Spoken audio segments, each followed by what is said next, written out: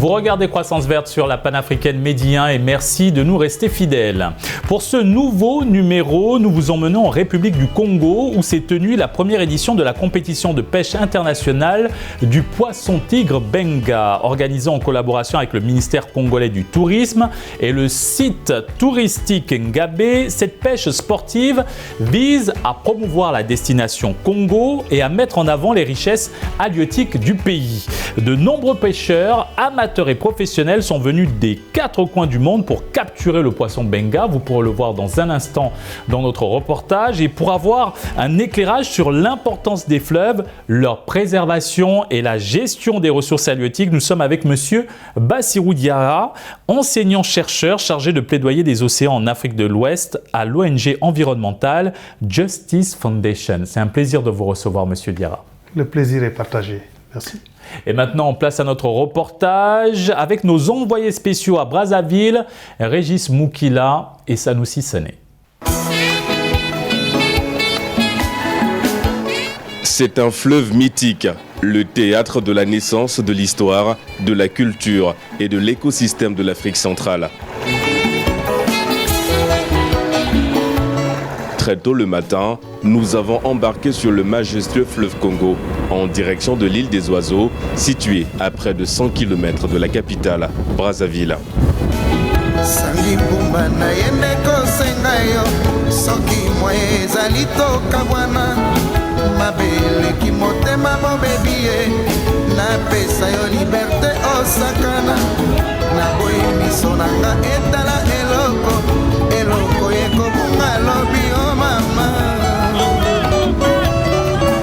Pendant le voyage, le fleuve Congo nous a offert des défilés de bateaux de fortune, transportant de nombreux passagers que nous saluons à chaque croisement.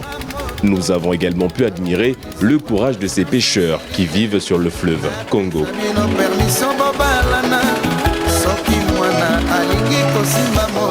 Après plus de 2 heures dans bateau, nous faisons une petite pause en accostant sur le village de Maipili. C'est ici que vivent Marc et Eliana, un couple franco-hollandais qui réside en République du Congo depuis plus de 30 ans.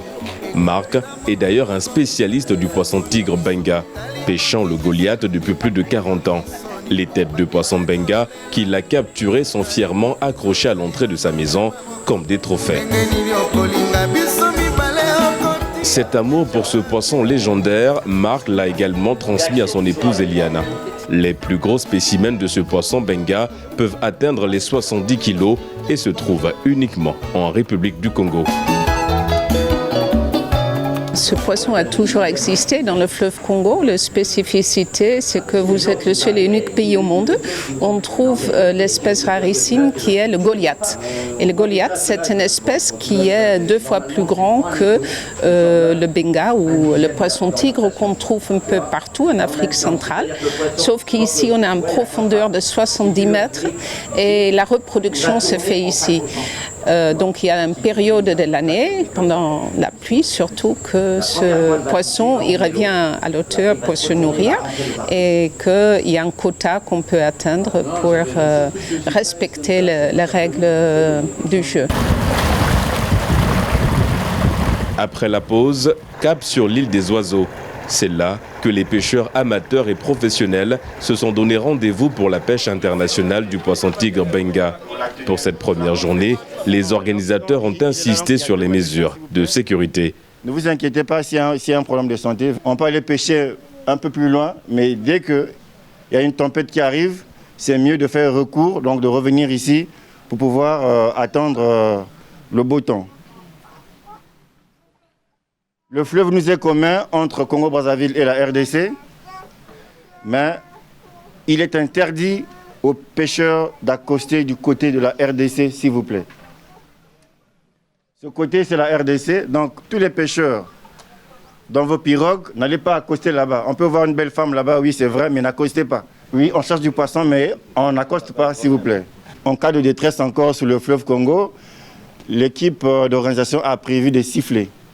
On vous remettra à chaque équipe, dès que c'est en danger, juste donner un coup de sifflet, comme ça, notre équipe devait vite arriver pour vous aider, pour secourir.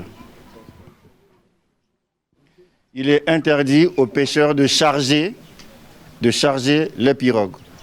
C'est aussi mettre votre vie en danger.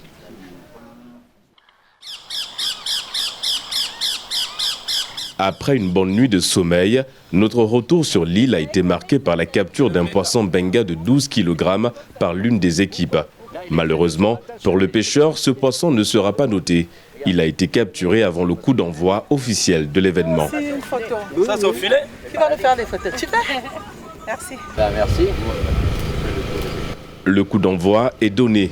Les pêcheurs s'attaquent au début de la compétition avec beaucoup d'enthousiasme. Moi, c'est déjà fait. Je ne perds pas. Si vous m'apprenez, si Dieu fait grâce, on peut vous faire un plaisir.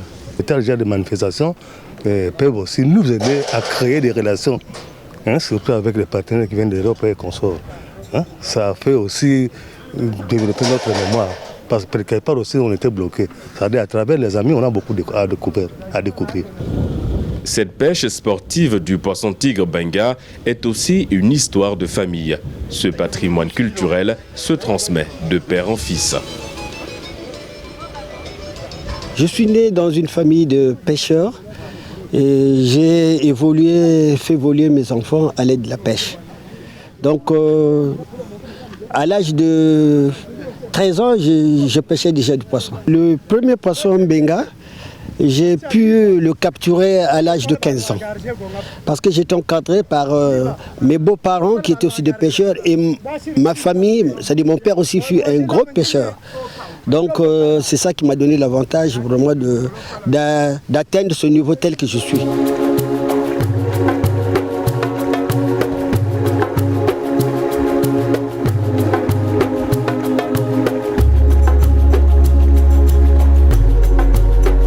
Les pêcheurs se lancent à la recherche du redoutable poisson tigre benga, dans la zone délimitée par les organisateurs. Avec la peur au ventre, nous décidons de les suivre discrètement, restant à bonne distance pour ne pas effrayer les poissons.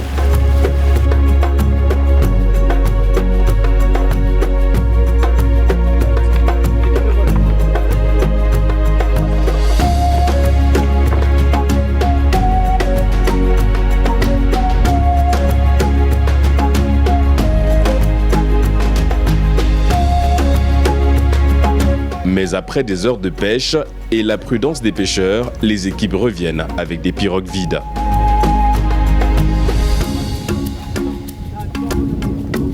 Oui, la pêche était vraiment compliquée. Donc la journée n'a pas donné, peut-être le soir, ça peut répondre. Le période est bon margué, on n'a pas eu la chance de capturer le poisson. Cette contre-performance peut être attribuée à l'utilisation de nouveaux équipements. En effet, les organisateurs ont fourni aux pêcheurs de nouveaux matériaux de pêche dans le but de promouvoir les deux styles de pêche, en l'occurrence la pêche au filet et celle à la canne. Nous, on a parlé de pêche au filet, c'est une technique. À la ligne aussi, c'est une technique. Donc, il n'est pas dit que c'est ceux qui ont des filets qui ont l'avantage. Non, au contraire.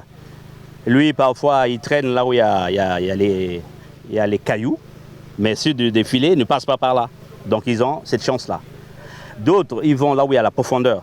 Ceux des cannes, ils sont un peu défavorisés. Et ceux des filets, ils ont l'avantage. Mais pour d'autres pêcheurs, la sensation est double lorsqu'ils capturent ce poisson légendaire à la canne. Georges, ce franco-marocain, prend plaisir à défier ce poisson dont la puissance de la mâchoire peut facilement tuer un alligator. Le binga, c'est un poisson, moi j'appelle ndoki, le diable, parce qu'il est très compliqué à attraper. C'est un poisson mystique. Moi je suis allé 7 fois avant d'en attraper un. Mais bon, j'en ai attrapé, bien sûr, j'en ai attrapé des gros comme ça, tout ça. Je suis passionné par ce poisson parce que c'est un poisson extraordinaire, qui se défend et tout ça. La troisième journée a été très fructueuse en capture. Tout d'abord, l'équipe de Ngabé, une communauté urbaine environnante de la République du Congo, a capturé un poisson tigre benga de 37 kg.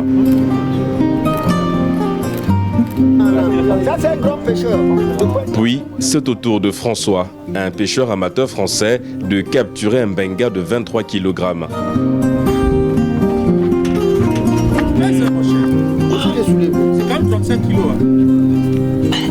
Mais avant la fin de la compétition, Daniel et son équipe ont accosté sur le site touristique de Ngabé avec un benga de 35 kg. La capture de ce monstre bébé a été un véritable parcours du combattant pour l'autre équipe de la République du Congo. On était 3 personnes pour le faire sortir dans l'eau. Avec ce combat qu'on a, le combat de ce poisson nous a pris près de 2 heures du temps pour le faire ramener jusque dans la pirogue. On l'a ramené tout vivant en le licotant avec les mailles de filet. Simple avec les mains, il ne pouvait pas sortir. Donc on l'a roulé sous forme une nappe, on l'a roulé dans les mailles de filet et on l'a ramené pour la pirogue.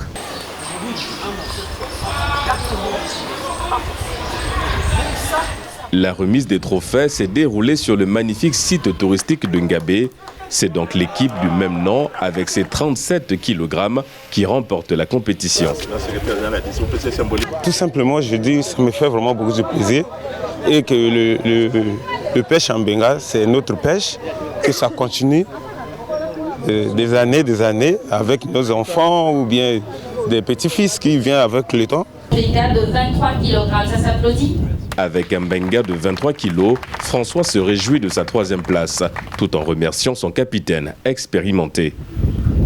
Moi, je n'ai pas tellement de mérite. J'ai mon capitaine qui est une personne, qui était capitaine du bateau, qui est une personne qui pêche, qui est née ici et qui pêche depuis 40 ans ce poisson, qu'il connaît par cœur. Donc il m'a emmené dans des endroits dont lui seul a le secret. Hein. Finalement, c'est des secrets de pêcheurs. Où il y a des petits tourbillons, des rochers, des endroits qui font qu'il sait, il connaît l'endroit et il sait qu'il peut y en avoir ici. Et puis après, il faut avoir de la chance. Et voilà aujourd'hui gagné. Dans son discours de clôture, le représentant du ministère congolais en charge du tourisme a souligné l'importance de cet événement. Le mbenga, ce poisson exceptionnel de par sa morphologie et surtout le type Goliath qui se prête dans les eaux de cette partie du fleuve Congo, est en passe de devenir un produit touristique que nous devons promouvoir dans notre tâche d'œuvrer à la vente de la destination Congo. Il est le 4e pilier du plan national de développement 2022-2006, qui est la matérialisation du projet de société. Ensemble, poursuivons la marche de son Excellence Monsieur Denis Sassou Nguesso, président de la République, chef de l'État. Mon puli moi mutane notre ukuna bebe na wadi dutunyimba mule matu ebukimba mamoru ile na boye mona wa bongo jita amunja mi inyandolo. Mais avant de clore définitivement cette première édition, la tradition l'exige. Les autorités et les membres de l'organisation ont tenu à remercier la reine du peuple Téké pour son soutien lors d'une audience. Le rendez-vous est donc pris pour l'année prochaine pour une nouvelle édition de pêche internationale du poisson tigre benga.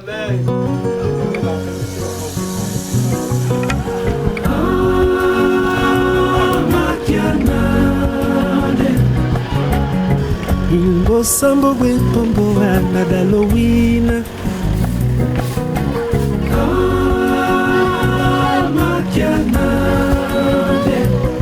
Et nous sommes de retour sur le plateau de Croissance Verte avec Monsieur Bassirou Diarra, enseignant-chercheur chargé de plaidoyer des océans en Afrique de l'Ouest à l'ONG internationale Justice Foundation. Monsieur Diarra, d'abord, quelle appréciation faites-vous de ce sujet réalisé au Congo-Brazzaville par nos envoyés spéciaux sur la pêche au poisson-tigre benga? Oui, je disais que c'est un honneur pour moi d'être là aujourd'hui. Je pense que ce reportage montre un peu quelle est l'importance de ce poisson pour les communautés, mais aussi quels sont les atouts que nous offrent un peu les océans et les fleuves dans le développement économique et social. parce que c'est un reportage qui intéresse plusieurs aspects. Il y a des aspects de pêche, c'est vrai, de technique, de technicité des communautés. Il y a des aspects qui sont liés aux rites. Il y a notamment la reine qui est détentrice un tout petit peu empirique des valeurs de cette zone-là, et aussi le fleuve qui est un espace de partage entre les deux Congos, rive droite, rive gauche, mais aussi le transport.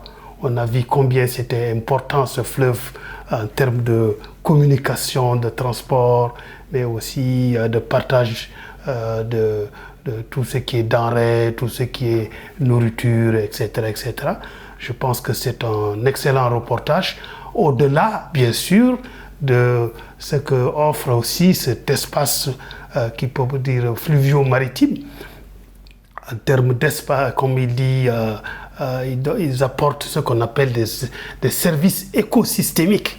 Ça veut dire qu'ils donnent l'opportunité d'échange entre l'activité de pêche, mais du tourisme aussi, et aussi d'autres aspects qui sont assez importants pour les communautés de brassage. C'est vraiment un bon reportage que vous venez de faire.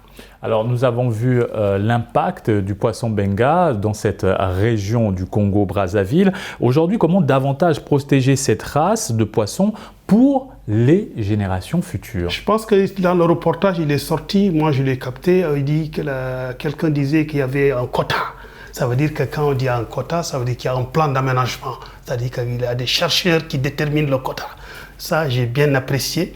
Ça veut dire qu'il faut saluer les autorités congolaises à travailler sur les quotas. Ça veut dire qu'il y a un plan d'aménagement, des centres de recherche qui ont travaillé pour dire combien il faut prendre par an, combien, voilà, la productivité de cette espèce-là. Je pense qu'ils sont sur la bonne voie. Maintenant, faire en sorte qu'en tout cas la protéger, pêcher certes, mais prendre des mesures pour que cette espèce ne soit pas dans une situation de surexploitation. C'est-à-dire qu'on prenne plus que ce que l'espèce peut donner par an.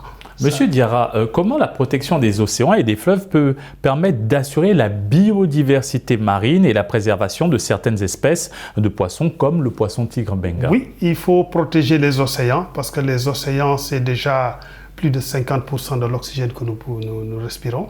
Mais il y a aussi un réservoir de biodiversité et aussi c'est un réservoir de carbone.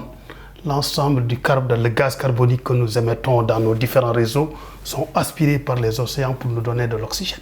Donc il y a la biodiversité aussi. Les océans comptent plusieurs espèces, depuis la microvie, entre guillemets, je parle français, mais depuis la vie micro jusqu'au grand macro.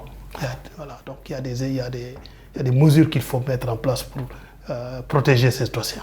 À présent, comment la pêche artisanale pourrait-elle contribuer à la sécurité alimentaire des populations africaines? En Afrique, zone CEDEAO et même zone Afrique, je pense qu'il y a des études qui ont montré que en tout cas l'apport protéique des communautés est assuré jusqu'à 75-80% par la pêche artisanale. Donc la pêche artisanale joue un rôle très important pour les communautés en termes d'apport protéique, en termes de sécurité alimentaire. À présent, pouvez-vous nous dire quel rôle jouent les fleuves africains dans la culture et la tradition des populations riveraines? Ah oui, les fleuves c'est comme je disais tout à l'heure, c'est des zones de communication. En général, les fleuves, c'est aussi des endroits de rites, il y a des cultures qui sont liées. Il y a des populations, il y a des communautés qui sont liées aux fleuves. Donc les fleuves, autant ils donnent du poisson, autant ils donnent des cadres de vie, mais aussi ils donnent aussi des conditions, par exemple, pour faire de l'agriculture, etc., etc. Et maintenant, en quoi les écosystèmes fluviaux sont-ils cruciaux pour la migration des poissons et des oiseaux sur notre continent? Oui, les fleuves, il y a... Parce que nous l'avons vu dans le reportage, ils étaient sur l'île communément appelée l'île des oiseaux. Tout à fait, il y a l'île des oiseaux dans beaucoup de pays, hein, même au Sénégal. Donc il y a des espèces de poissons qui vivent dans des fleuves une partie de leur vie. Il y a ce qu'on appelle des espèces catadromes et des espèces anadromes qui remontent les fleuves ou qui descendent des fleuves. Donc les fleuves ont un rôle important pour la biodiversité, aussi bien continentale que maritime. Maintenant, à l'heure où nous parlons d'urgence climatique, comment les écosystèmes fluviaux influent-ils sur la régulation du climat? Les fleuves, comme on a dit tout à l'heure, c'est des réservoirs de carbone. Et ils permettent de faire beaucoup de choses. Donc ils impactent aussi sur le carbone séquestré globalement, aussi bien sur les fleuves que sur les océans. Parce qu'il y a ce qu'on appelle la litière qui part des fleuves pour les océans et qui enrichit les océans. Et c'est grâce à cette litière que le gaz carbonique de l'atmosphère aussi est capté. Donc les fleuves jouent un rôle très important dans la séquestration du carbone global et donc du climat global. Monsieur Diarra, quelles sont les techniques de pêche durable promues pour préserver les ressources halieutiques, comparées à la pêche industrielle qui... La pêche industrielle, en général, ils utilisent des engins comme le chalut, par exemple, qui raclent le fond. Alors que les pêches artisanales, il faut les encadrer, c'est vrai. Elles sont plus sélectives, comme la pêche à la ligne. Elles sont plus sélectives et on peut mieux les encadrer. Elles sont moins impactantes sur l'écosystème du fond marin. Donc on doit en tout cas essayer de les organiser, de les professionnaliser et de les encadrer. Et pouvez-vous nous dire quels sont les avantages socio-économiques de la pêche artisanale pour les communautés locales? Les communautés locales, la pêche artisanale permet de domicilier les valeurs ajoutées au niveau local, dans les filières de pêche. Dans la filière de pêche artisanale, il y a une domiciliation de la valeur ajoutée au niveau local. En général, ce sont les femmes qui jouent un rôle très important. Quand la femme du pêcheur transforme le poisson pour la faire sécher, il y a une domiciliation de valeur ajoutée parce que le poisson donne plus de durée de vie au poisson et qui peut être transporté pendant longtemps. Et il y a une domiciliation de la valeur ajoutée dans les communautés. Donc l'utilisation, la promotion de la pêche artisanale permet de domicilier les valeurs ajoutées, de transformer localement, donc de domicilier les valeurs ajoutées dans les communautés. Et finalement, que pensez-vous de cette initiative, bien sûr des autorités congolaises, d'allier la mise en valeur des richesses halieutiques du pays et la promotion de la destination Congo? Oui, je pense que c'est une excellente chose et je pense qu'il faut fouetter, enfin, il faut promouvoir cette initiative, l'accroître sur d'autres régions et sur d'autres espèces qui pourraient être aussi des espèces à protéger, mais à valoriser en termes de culture, en termes de, comme je disais tout à l'heure, d'approche écosystémique, de services écosystémiques que peut donner les plans d'eau, que ce soit les océans ou les fleuves. Merci Monsieur Bassirou Diarra pour cet éclairage. Nous rappelons que vous êtes enseignant-chercheur chargé de plaidoyer des océans en Afrique de l'Ouest à l'ONG environnementale Justice Foundation. Ça a été un gros plaisir pour moi aussi. Et c'est ainsi que s'achève cette émission. Excellente suite des programmes sur Média.